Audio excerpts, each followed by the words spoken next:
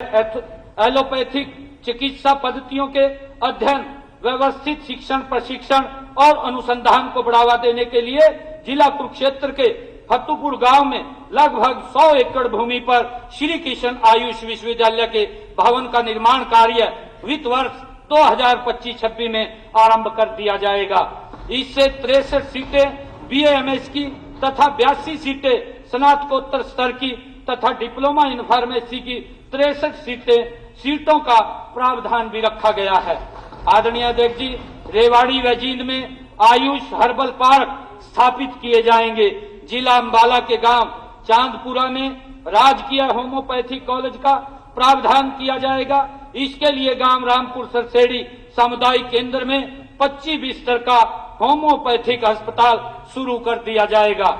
आदरणीय अध्यक्ष जी, 421 आयुष औषधालयों एवं 111 उप स्वास्थ्य केंद्रों को आयुष्मान आरोग्य मंदिर के रूप में अपग्रेड किया जाएगा। इनमें से 201 आयुष्मान आरोग्य मंदिर को NABH का प्रमाणीकरण मिल गया है। वित्त वर्ष 2025-26 में शेष बचे 332 आयुष्मान आरोग्य मंदिरों को ऐसा प्रमाणीकरण लेने के लिए पर्याप्त बजट प्रावधान का प्रस्ताव मैंने किया है। आदरणीय अध्यक्ष जी, स्वास्थ्य विभाग के सभी प्राथमिक स्वास्थ्य केंद्रों तथा सामुदायिक स्वास्थ्य केंद्रों पर आम जन को आयुष चिकित्सा पद्धति तथा इस आधारित पोषण, आहार और दिनचर्या का मार्गदर्शन प्रदान करने की व्यवस्था वित्त 2025-26 में खड़ी कर दी जाएगी। माननीय अध्यक्ष जी, समय के अभाव के चलते इन माननीय सदन के समक्ष केवल कुछ चुनिंदा प्रस्तावों के बारे में ही बताया है। विभाग की सभी परियोजनाओं के प्रस्तावों के लिए वर्ष 2024-25 के संशोधित अनुमान की तुलना में 9,391.87 करोड़ रुपए को 8.17% से बढ़ाकर वर्ष 2025-26 में 10,159.54 करोड़ रुपए करने का प्रस्ताव रखता हूं। आदरणीय अध्यक्ष जी, उद्योग व श्रम, माननीय अध्यक्ष जी, औद्योगिक इकाइयों में निवेश का प्रदेश की अर्थव्यवस्था एवं रोजगार दोनों पर सकारात्मक प्रभाव पड़ता है। यदि हमारी अर्थव्यवस्था को एक शरीर के रूप में देखा जाए तो उद्योग और श्रम इसकी दो टांगों के समान है। यदि ये बलशाली न हो तो अर्थव्यवस्था दौड़ नहीं पाएगी। आदरणीय अध्यक्ष जी, गुरुग्राम, यमुनानगर, पानीपत और फरीदाबाद जिलों के 20 औद्योगिक संगठनों द्वारा दिए गए सुझावों पर मंथन उपरांत मैंने कुछ महत्वपूर्ण नीतिगत निर्णय लिए हैं।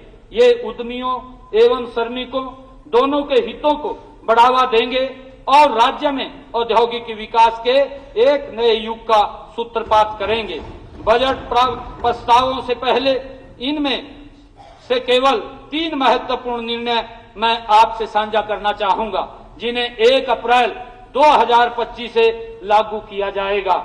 आदरणीय अध्यक्ष जी, हरियाणा में लगभग 2 लाख सूक्ष्म, छोटे तथा मध्यम उद्योग ऐसे क्षेत्रों में चल रहे हैं जो किसी औद्योगिक क्षेत्र में स्थित नहीं हैं। विशेष रूप से यमुनानगर, गुरुग्राम, फरीदाबाद, पानीपत, रोहतक, झज्जर, भिवानी, हिसार, अंबाला, करनाल और पंचकुला जिलों में इस कारण ये उद्योग हमारी योजनाओं का लाभ नहीं उठा पाते। साथ ही वर्षों से संचालित हो रही ऐसी फैक्ट्रियों को इस कारण फैक्ट्री लाइसेंस, फायर अनापत्ति प्रमाण पत्र, भवन निर्माण अनुमतियां, श्रम विभाग की अनुमति, ट्रेड लाइसेंस, प्रदूषण प्रमाण पत्र इत्यादि लेने में कठिनाइयों का सामना करना पड़ता है। हरियाणा के हमारे आदरणीय पूर्व मुख्यमंत्री मनोहर लाल जी के नेतृत्व में पिछले 10 वर्षों में प्रदेश की लगभग 2145 अनधिकृत आवासीय कॉलोनियों को निर्मित किया गया है।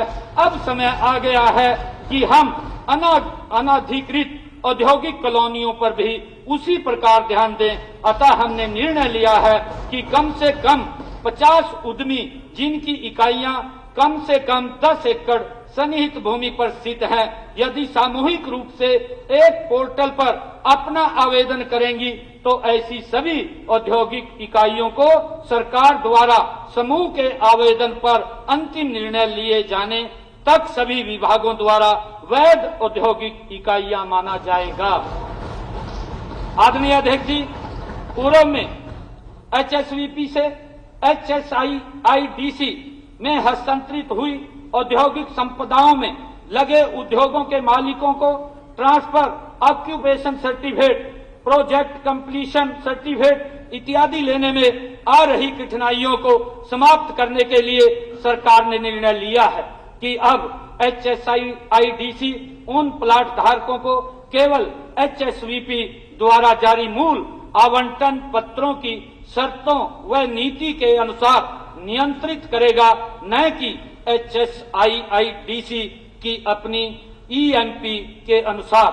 आदरणीय अध्यक्ष जी, अब से HSIIDC, HSVP पंचायतों व अन्य सरकारी विभागों द्वारा ESIC अस्पतालों एवं डिस्पेंसरियों के लिए भूमि का आवंटन रियायती दरों पर किया जाएगा, ये भी निर्णय हमने किया है। आदरणीय अध्यक्ष महोदय, इन 3 नीतिगत निर्णयों के अतिरिक्त HSIDC भी 1 अप्रैल 2025 से अपनी अब तक की कार्यप्रणाली में निम्न नए परिवर्तन लाएगी। ये इस प्रकार हैं। आदरणीय अध्यक्ष जी, सभी औद्योगिक संपदाओं में डॉर्मेट्री और एकल कक्ष इकाइयों का निर्माण किया जाएगा। इससे श्रमिकों को सस्ती दरों पर आवास सुविधा उपलब्ध हो पाएगी। सभी औद्योगिक संपदाओं में इंक्यूबेशन सेंटर बनाए जाएंगे ताकि स्टार्टअप्स को सस्ती दरों पर कार्य करने की सुविधा मिल सके। आदरणीय अध्यक्ष जी, आज की आवश्यकताओं को ध्यान में रखते हुए औद्योगिक संपदाओं में मल्टी लेवल पार्किंग की सुविधा प्रदान की जाएगी। इससे पार्किंग की समस्या का समाधान होगा और उद्योगों को उचित व्यवस्था मिलेगी। मैं माननीय सदन के समक्ष वित्त वर्ष 2025-26 में उद्योगों एवं वाणिज्य विभाग के निम्न प्रस्ताव प्रस्तुत करता हूं। आदरणीय अध्यक्ष जी, हरियाणा आत्मनिर्भर टेक्सटाइल पॉलिसी 2022-25 की अवधि दिसंबर 2026 तक बढ़ाई जाएगी और इसके अंतर्गत पात्र परियोजनाओं की ऊपरी संख्या सीमा को समाप्त कर दिया जाएगा। आदरणीय अध्यक्ष जी, HSIIDC द्वारा IMT खरखौदा की तर्ज पर हरियाणा में 10 नए औद्योगिक मॉडल टाउनशिप IMT विकसित करने के लिए ई भूमि पोर्टल पर वर्ष 2025-26 की शुरुआत में ही भूमि की मांग दर्ज कर दी जाएगी। साथ ही किसानों को लैंड पूलिंग पॉलिसी और लैंड पार्टनरशिप पॉलिसी के विकल्प भी दिए जाएंगे। आदरणीय अध्यक्ष जी, भारत सरकार के एक जिला एक उत्पाद कार्यक्रम के अनुरूप राज्य सरकार पद्मा नीति के तहत एक ब्लॉक एक उत्पाद कार्यक्रम लागू कर रही है। स्थानीय संसाधनों एवं मौजूदा सूक्ष्म उद्यम परिस्थिति की तंत्र को ध्यान में रखते हुए जींद, अंबाला और करनाल जिलों में 3 नए औद्योगिक क्लस्टरों को अब तक स्वीकृति दी जा चुकी है। आगामी वित्त वर्ष में अलग अलग जिलों में 10 नए औद्योगिक क्लस्टरों को फास्ट ट्रैक मोड पर स्वीकृति दी जाएगी। आदरणीय अध्यक्ष जी, स्वच्छ पर्यावरण को बढ़ावा देने, लघु एवं मध्यम उद्योगों को CAQM मानकों के अनुपालन में सहायता प्रदान करने के लिए अब एक नई योजना के अंतर्गत उद्योगों में लगे जनरेटर को स्वच्छ पर्यावरण अनुकूल ईंधन में बदलने एवं retrofit emission control device RECD उपकरणों को अपनाने के लिए वित्तीय सहायता देने का मेरा प्रस्ताव है। हरियाणा को जीरो वाटर वेस्टेज औद्योगिक क्षेत्र के रूप में विकसित करने के लिए ठोस प्रयास किए जाएंगे। इस दिशा में मैं एक पायलट प्रोजेक्ट के लिए IMT मैनेजर को चुना गया है। यहां जल संरक्षण एवं हरित पहल के तहत 55 MLD के CETP से संशोधित जल को रिसाइकलिंग कर पूरे औद्योगिक क्षेत्र में ग्रीन बेल्ट का विकास, सेंट्रलाइज्ड फायर सिस्टम तथा पर्यावरण संरक्षण के लिए प्रयोग किया जाएगा, ताकि औद्योगिक कचरे और जल संसाधनों का सतत उपयोग हो सके। आदरणीय अध्यक्ष जी, खरखौदा में IMT का विस्तार किया जाएगा, जिससे यहाँ औद्योगिक गतिविधियों को बढ़ावा मिलेगा। साथ ही इलेक्ट्रिक वाहनों और उनके पुर्जों के निर्माण के लिए EV पार्क स्थापित किया जाएगा, जो इस क्षेत्र में हरित औद्योगिक विकास को प्रोत्साहित करेगा। आदरणीय अध्यक्ष जी, HSIIDC द्वारा अम्बाला शहर में पहले चरण में कम से कम 800 एकड़ भूमि में IMT अम्बाला की स्थापना की जाएगी।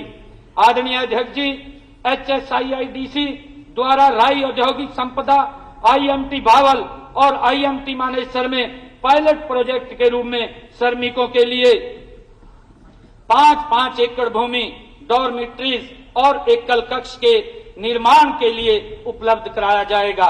इन स्थलों पर ऐसी इकाइयों के निर्माण के लिए श्रम विभाग हरियाणा और हाउसिंग फॉर ऑल विभाग द्वारा HSIIDC को सहयोग राशि उपलब्ध कराई जाएगी।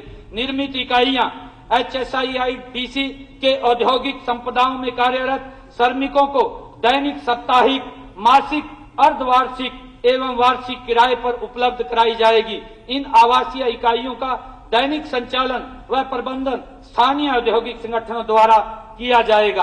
आदरणीय अध्यक्ष जी, प्रत्येक संपदा में 500 एकल कक्ष इकाइयों और 50 डॉर्मेट्रिक इकाइयों का प्रावधान किया जाएगा।